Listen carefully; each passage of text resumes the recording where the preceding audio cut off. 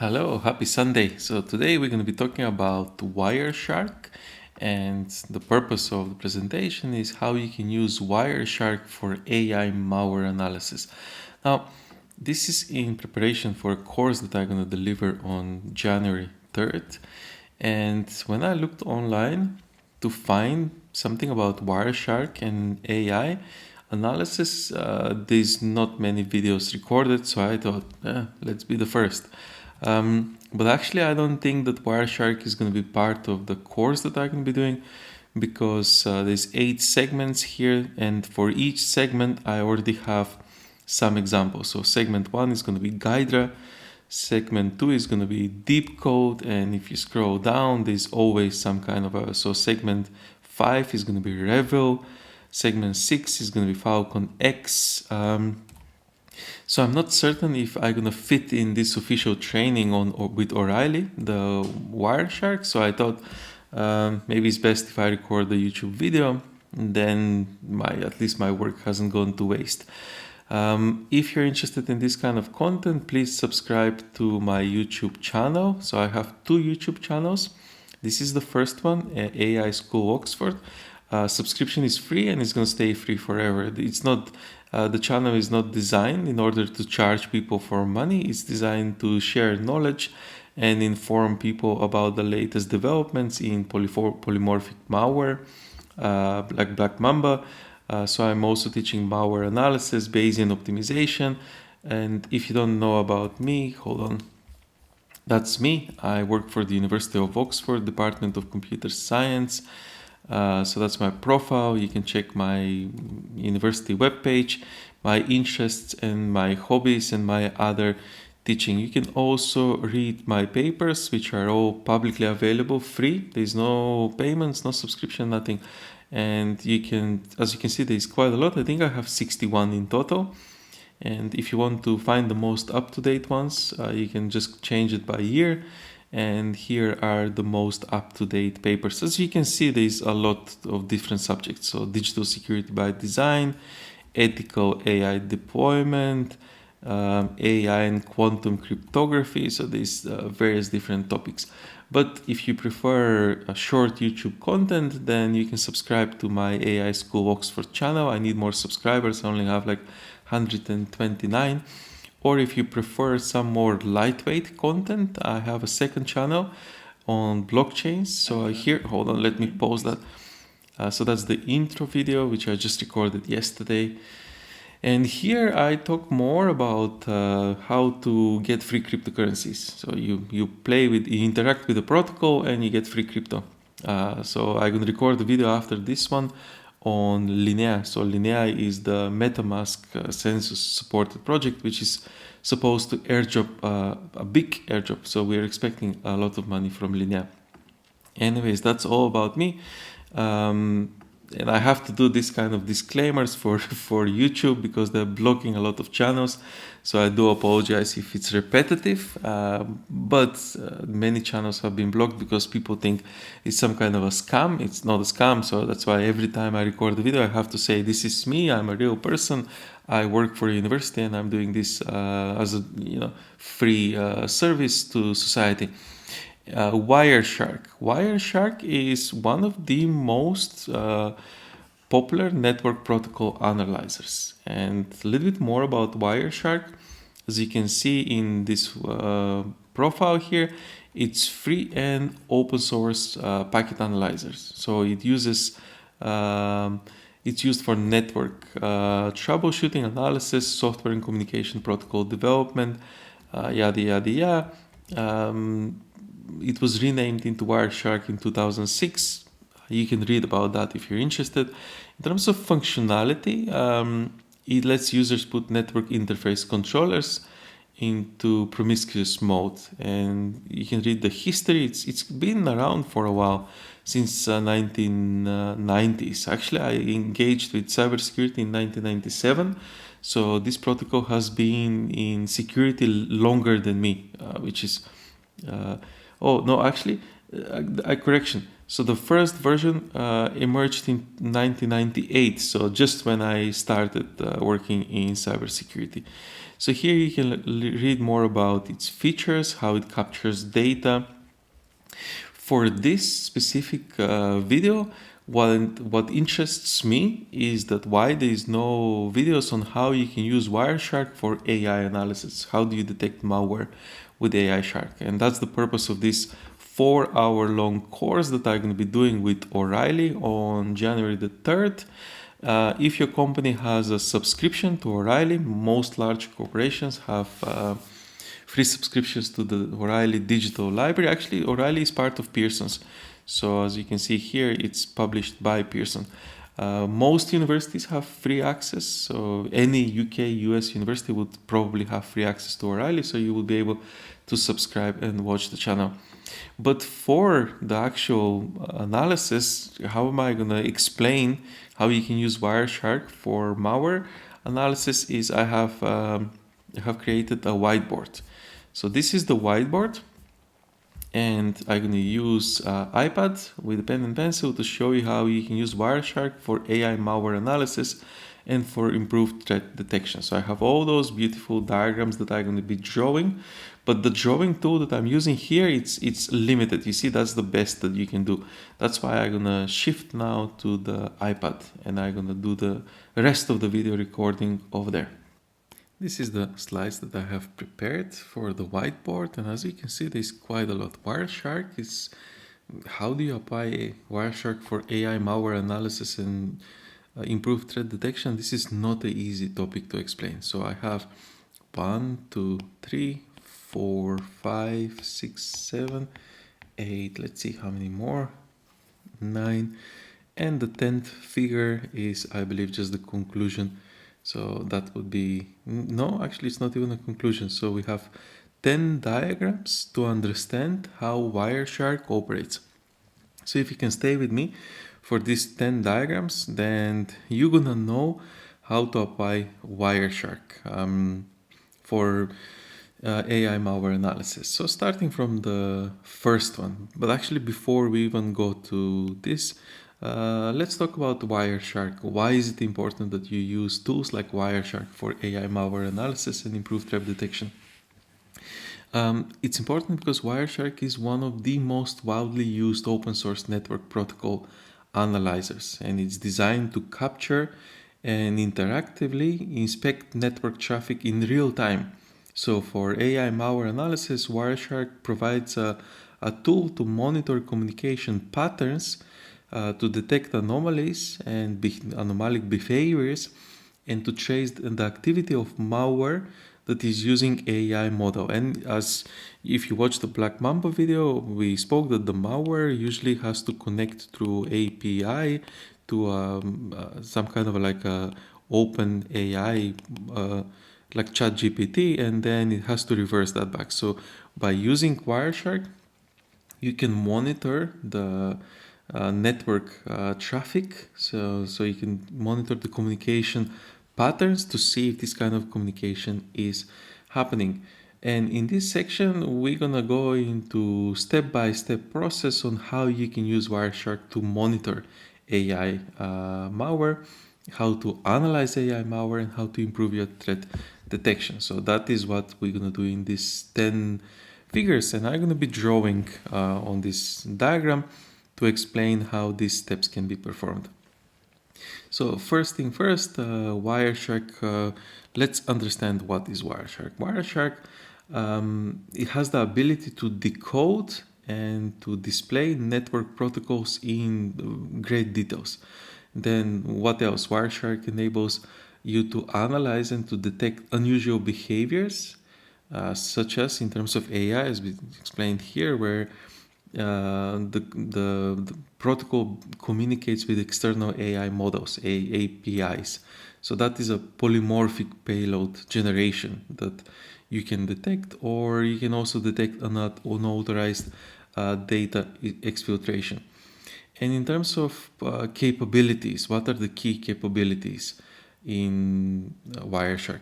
Well, it can do packet capture, can do protocol decoding, filter creation, and data export. And I'm going to go through all of those in steps, but let's start with the first one, the packet capture.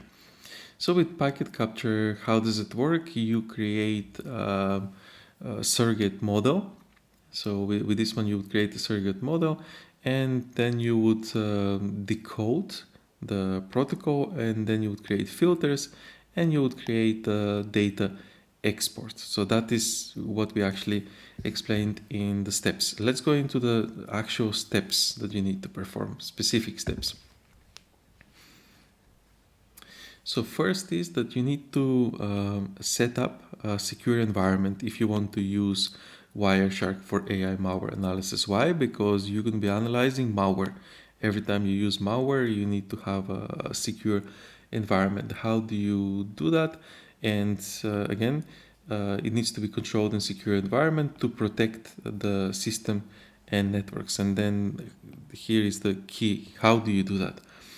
Well, you need to set up an isolated network of virtual machines to execute the suspicious malware. And you need to ensure that the system running Wireshark is adequately secured with firewalls and endpoint protections. So that's the first step. As you can see, it's actually going quite fast with this. 10 steps, it's not going to be that long. This is already the third. How do you install and how do you configure Wireshark? To install and configure, you need to have proper configuration to ensure that efficient packet capture analysis is operating as it should be. Now the real question is how to do that. Well, you can download the latest version of Wireshark from their official website, which I showed you at the beginning of the video. Then you need to grant the necessary permissions for capturing network traffic, for example, root or administrative privileges. And you need to configure Wireshark to use the appropriate network interface for packet capture. Now, moving on to step 3, this is slide 4, so it's going to be less steps, more slides, because I have an introduction slide and this is going to be like a discussion at the end slide. So this is the step 3 from setting up the Wireshark. So to capture the network traffic, you need to begin by capturing traffic to monitor malware communication. Question is why? Why would you need to do that? And then we're going to go into how.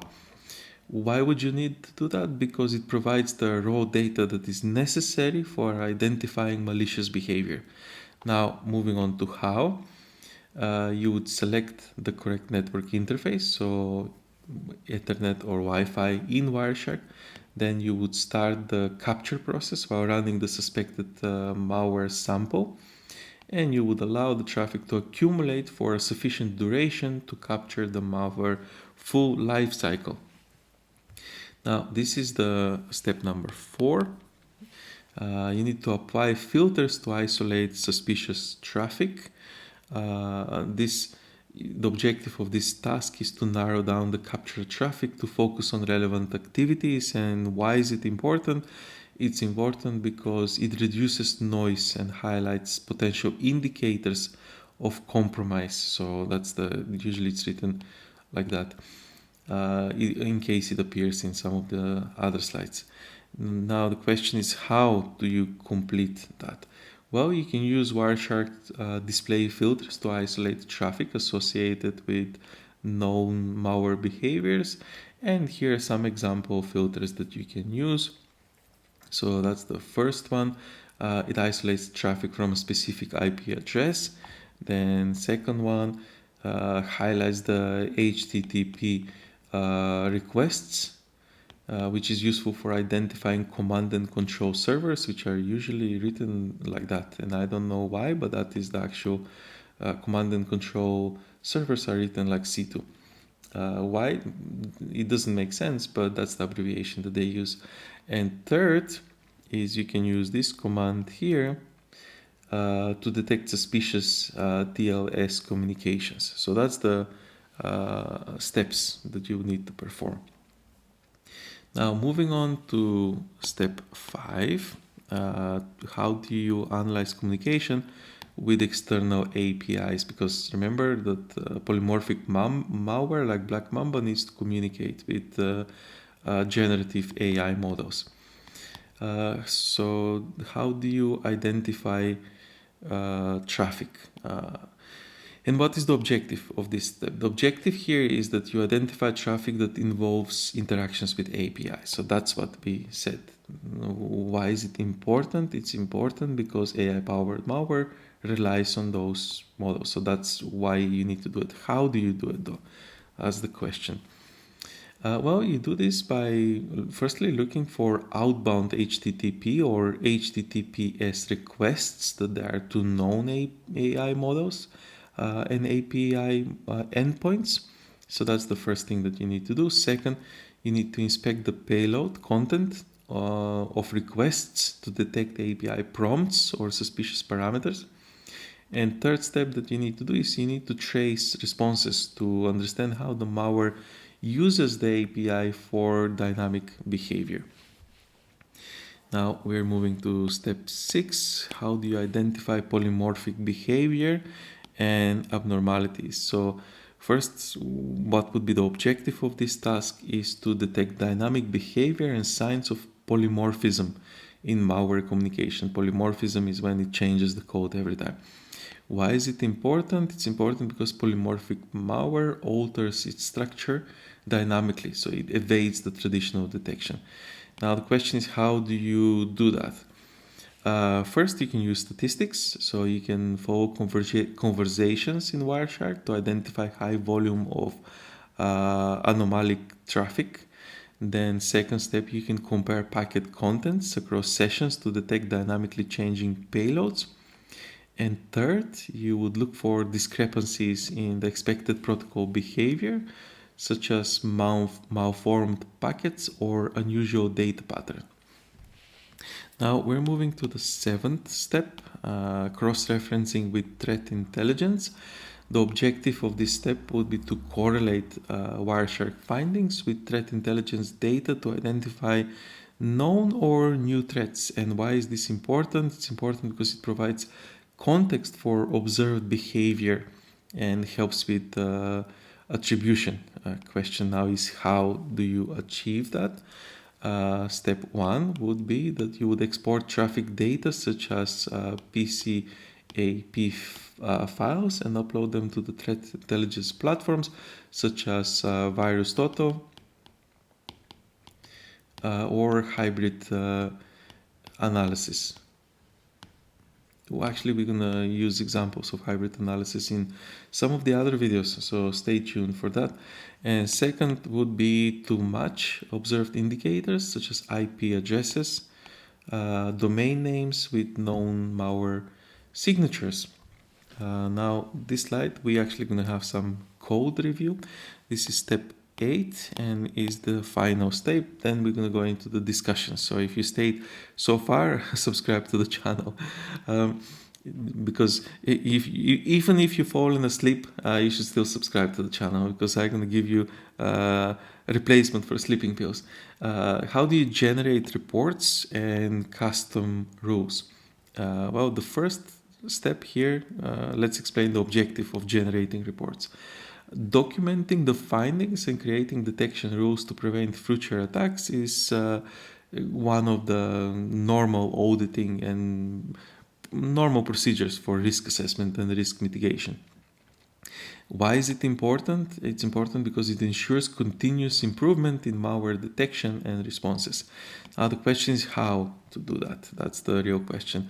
Well, you can use the Wireshark file export objects to save captured data for documentation. So it's as simple as file export.